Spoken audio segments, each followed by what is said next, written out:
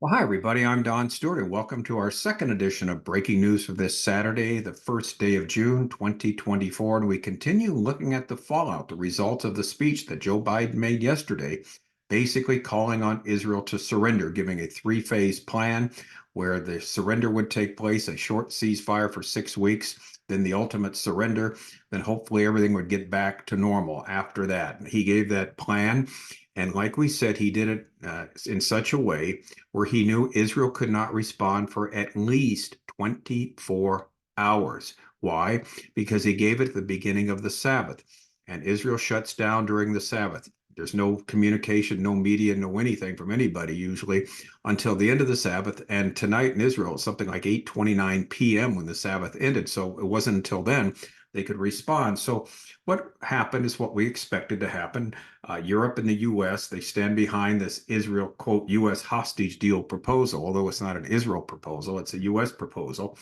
Hostages and missing families forum demand the Israeli leadership accept Netanyahu's deal, which was presented by Biden. They call it Netanyahu's deal. Macron tweets in Hebrew, French, English, and Arabic to support the U.S. proposal. The hostages and missing families forum, France, Germany, and the U.S. all support Netanyahu's proposal. Now they're calling it Netanyahu's proposal, which it wasn't, presented by the U.S. Joe Biden to release all the hostages and end the war. French President Emmanuel Macron tweets in French, English, Hebrew, and Arabic to support the recent ceasefire proposal.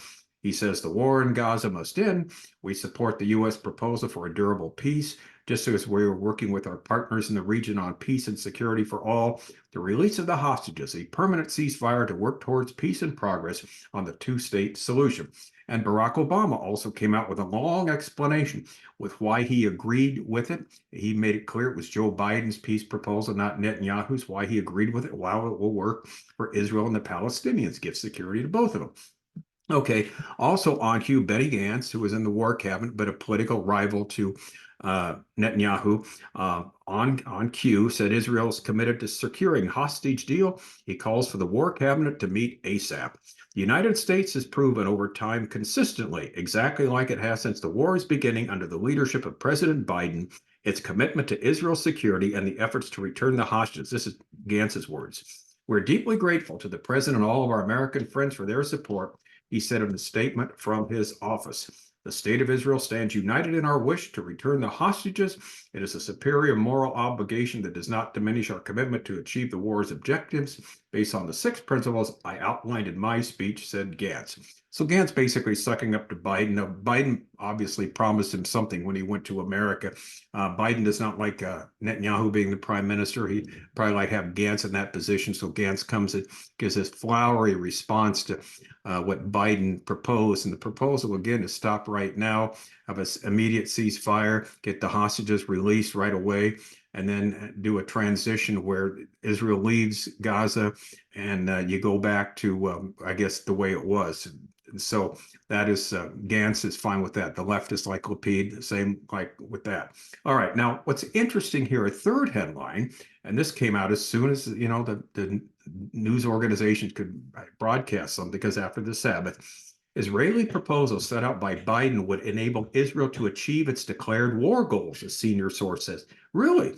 Hours after Prime Minister Netanyahu, in an English statement, said that the idea of Israel ending the war without all its declared goals achieved was a non-starter. He made it very clear it's a non-starter. A senior Israeli source took a more upbeat tone, and it indicates that to the Hebrew media that the Israeli proposal set out last night by President Biden indeed provides for the achievement of those goals. Now, it's not an Israeli proposal, it's an American proposal. As quoted by Channel 13, the unnamed source, they're always unnamed, aren't they, says Israel's conditions for ending the war have not changed: to destroy Hamas's military and government's capabilities, to free all the hostages, to ensure that Gaza will not again constitute a threat for Israel.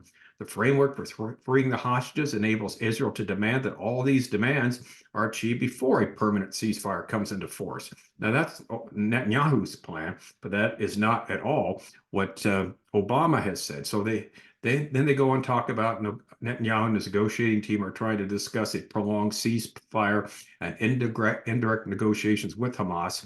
And so basically, part of Biden's speech seems to be outing what Netanyahu and the other Israelis were doing. But here's what's really interesting. Channel 12 News quotes a senior Israeli source saying that the Biden administration, by spelling out the details of the Israeli proposal, has essentially torn up all the cards and forced Israel's leadership to take a clear stance. The U.S. has essentially made it clear to Israel, the source says, that if you say no, you'll bear the consequences. Now, again, this doesn't make sense according to Biden, because Biden said it's an Israeli proposal, which it was not, but isn't interesting. He's picking out of both sides of his mouth. If you say no, you'll bear the consequences. It won't matter what we, the U.S., choose to do or how Hamas responds. This speech will reshape the rules of the game. In other words, what he did, we know this, Biden laid down the gauntlet. He did it in such a way where the whole world would agree with what he said. Sounds like a great plan. Let's have the ceasefire immediately, get all the hostages released, and then move the transition to a total evacuation of Israel from the whole Gaza Strip, and then rebuild Gaza and go on from there. And so this is what this Israeli senior official said, and it's like Biden has set the tones. Well, Netanyahu, of course, contradicted Biden. Israel agrees to nothing. This is not an Israeli plan. It's a Joe Biden plan. And that's what Obama actually admitted to. But how is leaving Hamas in power achieving its goals? It's not.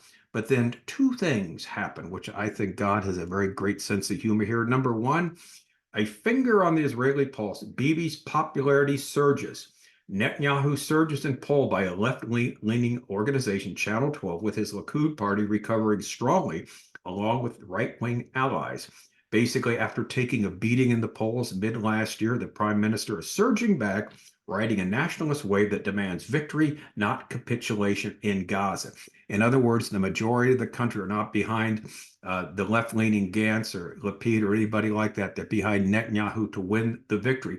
And even the left-leaning television channels have to mention that. Now, he does face challenges from other hawks like himself, but the point is he has got the credentials here to go on and to do it. So his strong showing validates his steadfast adherence to the war goals of defeating Hamas and returning the hostages and preventing a resurgence of post-war threats. That's why he is the one in the driver's seat here. So this is interesting. So this is where the situation was left. In other words, you've got the whole world coming out for Biden's plan. You've got Hamas saying, remember, we talked about that earlier. They liked it. They came out right away and liked it. And once Hamas said they liked the plan, and the whole world jumped on it. Hamas says they like it. This is going to work. We can't wait for it to happen. Netanyahu needs to sign on. The threats given this and that. Well, all said and done and good until late last night. Headline number 5. Hamas refuses to change ceasefire conditions. Following the proposal by President Biden, Hamas has declared that the return of the hostages will not take place except after the end of the aggression. They responded positively in the language to the recent proposal by Biden, who called for the implementation of a process that would bring an end to the war in the Gaza Strip and a prisoner exchange agreement. But in a statement released on Friday, Hamas noted it's ready to consider privately any proposal based on a permanent ceasefire, complete withdrawal from the Gaza Strip, reconstruction of the Strip, return of the displaced to their homes, and implementation of a serious swap deal. But according to Hamas, and here is the key, the return of the hostages will not take place until all of this occurs, the very end of the aggression. In other words, they have to leave. No Israelis are there in the land. The complete withdrawal has to take place. And so this is where we tell the Israelis, don't listen to your leadership, for your return to your settlements will not happen except after the end of the war against Gaza. So according to Hamas, not a temporary ceasefire where the hostages are released. Oh no, the war must end. Israel must leave, must take the whole, IDF, Israeli Defense Force must leave Gaza. Then there's agreements signed for the rebuilding of Gaza, this and that. It's only after all that then they'll release the hostages. Now, let me tell you, this is definitely a non-starter for the Israelis because they would not adhere to that. Can you imagine if they did something like that and they agreed to it and then they all leave, the country, they got all these agreements drying up. Then Hamas says something like, oh, well, sorry, but there's some complications here. And then maybe they'd say something like, and also too, we hate to tell you that all the hostages are dead or most of them are dead.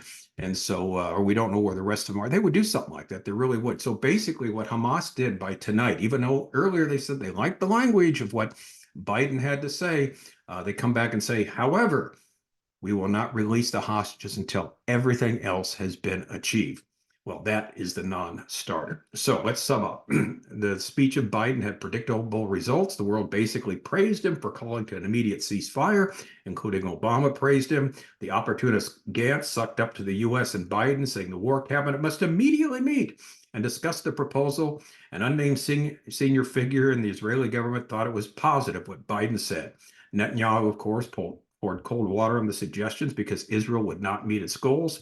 However, as one Israeli source noted, Biden was attempting to change the rules of the game. In other words, he's trying to force Israel into entering into this suicidal pact. And that's where it would have stood had not Hamas entered in one more time and said, well, we're going to change the rules of the game here. We're going to make it clear that we're not going to release any hostages in a so-called first phase. You're going to have to leave. You're going to have to declare a permanent ceasefire. Then, once we have other agreements, and only then we'll release the hostages. And of course, that is a no-brainer, a non-starter for Israel and the should be the rest of the world too. So what's going to happen next? Well, stay tuned. Tomorrow we'll let you know because the soap opera, the saga continues. Until then, I'm Don Stewart. Thanks so much for watching. And as always, until then, may our Lord richly, richly bless you.